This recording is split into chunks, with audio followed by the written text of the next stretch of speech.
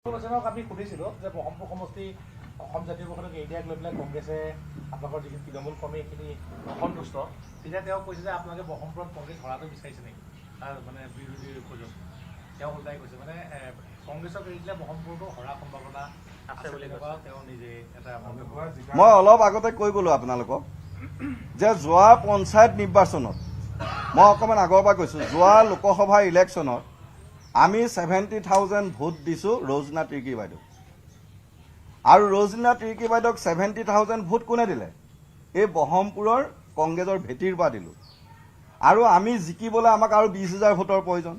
আমি যে 24ৰ পৰা অবিৰতভাৱে দিনে ৰাতি আমাৰ কংগ্ৰেছৰ কৰ্মকৰ্তাসকলে যে কাম কৰিলে কি আমি নাপাম নেকি এতিয়া আপোনাক কি কৰিব আপোনালোকে অসম জাতীয় পৰিষদক সমৰ্থন কৰিব নে আপোনালোকে এবাৰ নহয় এতিয়া চাওক আমাৰ ইয়াতে এটা কথা আহিছে যে মিত্ৰ ধৰ্ম পালন কৰিব লাগিব আমি শীৰ্ষ কমিটিৰ প্ৰদেশ কংগ্ৰেছ কমিটিৰ যিকোনো সিদ্ধান্ত আমি সন্মান সহকাৰে আমি মানি লৈছো কিন্তু আমি এটা কথা আমি জনাব লাগিব যে বহমপুৰত যে আমি কংগ্ৰেছীসকল এতিয়াও শক্তিশালী ৰূপত আছো এই কথাখিনি কেতিয়া জানিব আমি প্ৰথমে একো কোৱা নাই আমি দিন গৈ আছে আমি চাই আছো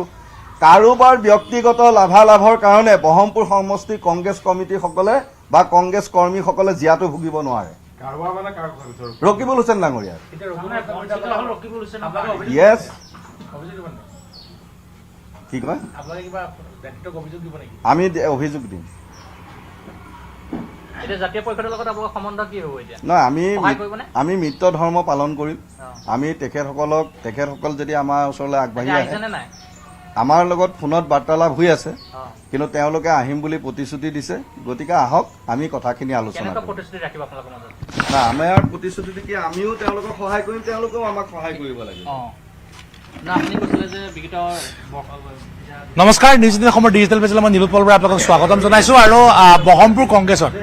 অসম জাতীয় পৰিষদক বহমপুৰ সমষ্টি এৰি দিয়াক লৈ বৰ্তমান যথেষ্ট মতভেদ আছে কংগ্ৰেছৰ মাজত আৰু তেওঁলোকে ইয়াৰ বাবে ৰকিবুল হুছেইনক জগৰীয়া কৰিব বিচাৰিছে আমি দেখুৱাইছো বৰ্তমান বহমপুৰ কংগ্ৰেছৰ সভাপতি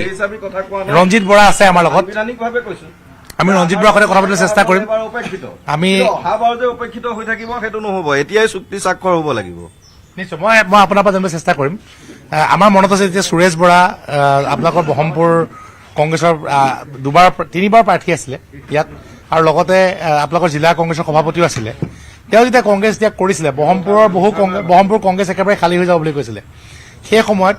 ৰকিবুল হুছেইনৰ ঘৰত কেইবাখনো সভাৰ আয়োজন কৰা হৈছিলে আৰু সংবাদমেলৰ আয়োজন কৰা হৈছিলে সেই সকলো সভাত ৰকিবুল হুছেইনে কেৱল আপোনাক মাতি নিছিলে মাতি নি পেলাই আপোনাক দায়িত্ব দিছিল যে বহমপুৰ কংগ্ৰেছটো আপুনি বচাব লাগিব আৰু তেতিয়াই এটা ইংগিতো দিয়া হৈছিল যে অহাবাৰ বহমপুৰৰ প্ৰাৰ্থী আপুনি এইবাৰ কিয় সেই ৰকিবুল হুছেইন বা আপোনালোকৰ জ্যেষ্ঠ নেতৃত্বই কিভাৱে বহমপুৰৰ আসনখন অসম জাতীয় পৰিষদক এৰি দিলে বহমপুৰত কংগ্ৰেছ একেবাৰে দুৰ্বল নেকি কাৰ কাৰণে কিহৰ কাৰণে এৰি দিলে চাওক আপোনালোকৰ প্ৰত্যক্ষদৰ্শী যিহেতুকে সংবাদ মাধ্যমটো সমাজৰ অগ্ৰণী ভূমিকা পালন কৰি আহিছে গতিকে আপোনালোকে নিজে দেখিছে যে যেতিয়া নগাঁও জিলা কংগ্ৰেছৰ সভাপতি আমাৰ বহমপুৰ সমষ্টিৰ লিডাৰ সুৰেশ বৰা আছিলে নগাঁও জিলা সভাপতি আকাৰে পদত্যাগ কৰিছিল তেতিয়া কিন্তু ৰঞ্জিত বৰা কতিকে প্ৰয়োজন হৈছিলে ৰকিবুল হুছেইন ডাঙৰীয়াৰ তাৰপিছত তেখেতে বিভিন্ন সভা সমিতিত এনাউন্সো কৰিছিল যে ৰঞ্জিত বৰা বহমপুৰৰ প্ৰাৰ্থী কিন্তু যোৱা পঞ্চায়ত নিৰ্বাচনৰ সময়ৰ পৰা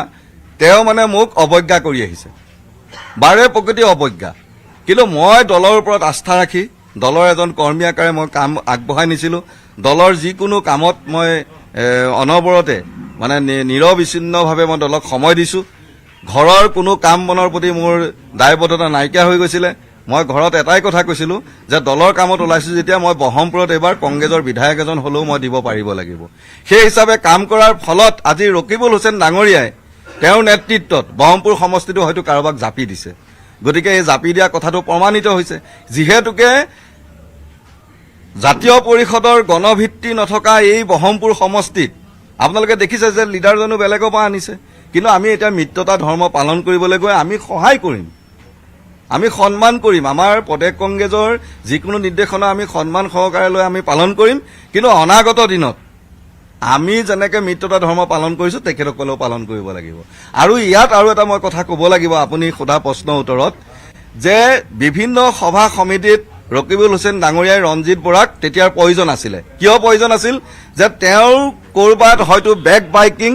ৰাজনৈতিক দলত বা তেওঁৰ দলটোত তেওঁৰ ক'ৰবাত কিবা হেৰুৱাব নেকি গতিকে তেতিয়া ছাপৰ্ট প্ৰয়োজন আছিল কিন্তু ৰকিবুল হুছেইনে আজি আমি সাংবাদিকে সৰুতে কৈছে যে বহমপুৰত আপোনালোক যেতিয়া অসম জাতীয় পৰিষদৰ যেতিয়া এৰি দিয়া কথাটো লৈ পেলাই বিতৰ্ক হৈছে বুলি প্ৰশ্ন কৰিছিলে আমাৰ সাংবাদিকসকলে তেতিয়া তেওঁ কৈছে আপোনালোকে বহমপুৰত আমি হৰাটো বিচাৰিছে নেকি অৰ্থাৎ বহমপুৰ অসম জাতীয় পৰিষদক এৰি নিদিলে কংগ্ৰেছ পৰাজয় হোৱাৰ সম্ভাৱনা আছে বা তেনেকুৱা কিছু তেওঁ সমীক্ষা হয়তো পাই পেলাই হয়তো বহমপুৰটো এৰি দিছে জিকিবলৈ প্ৰথম কথা হ'ল তেওঁ বহমপুৰৰ কোনখন BLA লিষ্ট তেওঁ চাইছে এক নম্বৰ কথা কোনখন বোৰ্ড কমিটি তেওঁ নিজে চাইছে তেওঁ কেৱল তেওঁ সামগুৰিৰ পৰা অহা 5টা পঞ্চায়ত বহমপুৰত আজিকো প্ৰতি ভাগ কৰি ৰাখিছে তাৰ প্ৰমাণ তেখেতসকলৰ মণ্ডলৰ প্ৰেচিডেণ্ট ছেক্ৰেটাৰী মোৰ লগত আহিছে খালি এটা মণ্ডল কংগ্ৰেছ অহা নাই সেইটো হৈছে সামগুৰি মণ্ডল কংগ্ৰেছ কিন্তু সামগুৰি মণ্ডল কংগ্ৰেছৰো বিভিন্ন পদবীত অধিষ্ঠিত লোক আজি মোৰ ঘৰলৈ মিটিঙত আহি গৈছে কিয় আমাৰ বহমপুৰ ব্লক কংগ্ৰেছ বুলিবলৈ তেনেকুৱা অফিচ নাই আপোনালোকে জানে গতিকে মোৰ ঘৰতে ব্লক কংগ্ৰেছৰ মিটিংখন এই চালিখনৰ তলতে আজি নিৰবিচ্ছিন্নভাৱে 4 বছৰ কৰি আহিছো আৰু তেওঁলোকে ডায়লগ দিয়া সেই ৰকিবুল হুছেইন ডাঙৰীয়াৰ লগত থকা 2-4 জন পালি নেতাই ডায়লগ দিয়া ৰঞ্জিত বৰাৰ ঘৰত ব্লক কংগ্ৰেছৰ মিটিং দিলে কিয় যাম তেতিয়া মই তেওঁলোকক প্ৰশ্ন কৰিবলৈ বাধ্য হৈ গলো অতিষ্ঠ হলো যে তোমালোকে বহমপুৰ সমষ্টিৰ মিটিং ৰকিবুল হুছেইন ডাঙৰীয়াৰ ঘৰত কিয় কৰা কি যুক্তিত কৰা ৰকিবুল হুছেইন ডাঙৰীয়াৰ ঘৰত বহমপুৰ সমষ্টিৰ মিটিং বহমপুৰ এটা আন্তঃগাঁথনি পৰিসীমা কণ্ডিৰ ভিতৰত বহমপুৰ ব্লক কংগ্ৰেছৰ সভাপতিৰ ঘৰখনত এখন চালি আছে আমি ব্লক কংগ্ৰেছৰ এজন মই কৰ্মকৰ্তা এজন সদস্য সেই সদস্য ঘৰত আমি মিটিংখন কৰা কি মানে অপৰাধ হ'ল গতিকে এনেকুৱা কিছুমান তোষামোদ কথা কৈ তেওঁ কেইজনমান লালিত পালিত যিসকল যোৱা লোকসভা নিৰ্বাচনতো কোনো ধৰণৰ ভূমিকা নাছিল যোৱা পঞ্চায়ত নিৰ্বাচনতো তেওঁলোকৰ কোনো ভূমিকা নাছিল বিজেপিকে সহায় কৰিছিল সেইকেইজন ব্যক্তিক লৈ তেওঁ ৰাজনীতি কৰে আজি কামপুৰৰ মলয়া বৰঠাকুৰ মোৰ হাতত অন টেপিং আছে আমাৰ মণ্ডল প্ৰেচিডেণ্টক বিজেপিলৈ যাবলৈ কোৱাৰ 1 নম্বৰৰ মোৰ হাতত প্ৰমাণ আছে মই সেই ভিডিঅ' ফুটেজ আপোনালোকক কল ৰেকৰ্ডিং মই আপোনালোকক দিব পাৰিম আৰু 2 নম্বৰৰ কথা যে সেই মানে ৰকিবুল হুছেইনৰ লগত থকা মানুহে বিজেপিলৈ যাবলৈ কৈ আছে ইয়েছ হয় তাৰ প্ৰমাণ সহকাৰে মই আজি আপোনালোকক দিব পাৰিম আৰু মলয়া বৰঠাকুৰ অতিকে ঘনিষ্ঠ হৈছে আমাৰ ৰকিবুল হুছেইন ডাঙৰীয়াৰ গতিকে আৰু ইয়াতকে কি কম আপোনাৰ আৰু এটা কথা আপোনালোকে আগতে চিত্ৰা ফুকন প্ৰাৰ্থী আছিল ৰমেশ ফুকনৰ পত্নী তেতিয়াও আপুনি অলপ আগত সংবাদমেলত কৈছিল ৰকিবুল হুছেইনে তেওঁক কৈছিল যে আপোনাক বহমপুৰ সমষ্টিত ঠিকা দি থোৱা নাই বুলি কৈছিলে হয় হয় সঁচা কথা সঁচা কথা সেই সময়ত সেইটো পঞ্চায়ত ইলেকশ্যন আছিলে 2004 নে 5 এনেকুৱা এটা মই চনটো পাহৰি গৈছো মই সেইটো জেগাত মই নিজে উপস্থিত আছিলোঁ তেতিয়া মানে চিত্ৰা বাইদেউক কৈছিল চিত্ৰা বাইদেউ তেতিয়া অলপ হাই প্ৰেছাৰ আছিলে মানুহগৰাকীৰ ৰাতি যেতিয়া টিকেটক লৈ পেলাই মানে টনা আজোৰা চলি আছিলে তেতিয়া বাইদেউক কোৱা হৈছিলে যে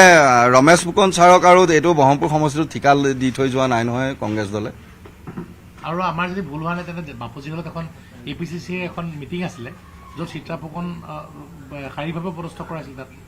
নহয় সেইটো চাওক দলীয় কিছুমান কথা থাকে সেই কথাবিলাকত কোনোবা ৰকিবুল হুছেইন প্ৰভাৱশালী আছিল নগাঁও জিলা কংগ্ৰেছৰ তেতিয়া মন্ত্ৰী আছিলে হয় হয় মানে কি তাতে ধৰক কোনোবা 2-1 সেইটো মানে ময়ো আছিলোঁ সেই সভাখনত আমাৰ তেতিয়া কি হয় এক্টিভ মেম্বাৰসমূহে প্ৰদেশ কংগ্ৰেছলৈ যিজন সিলেকশ্যন কৰা যায় মানে নিৰ্বাচন কৰা যায় তেখেতক ভোট প্ৰদান কৰিব লাগে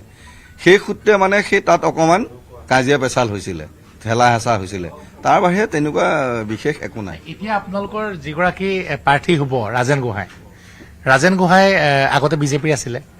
এইবাৰ তেওঁ বিজেপিৰ প্ৰতি অসন্তুষ্ট হৈ অসম জাতীয় পৰিষদত যোগদান কৰিলে বহমপুৰ সমষ্টিত কিমান ঘূৰিছে কিমান শক্তিশালী আপুনি কি ভাবে কাৰণ আপুনি ব্লক কংগ্ৰেছৰ সভাপতি আপুনি বহমপুৰৰ বিৰোধী আপুনি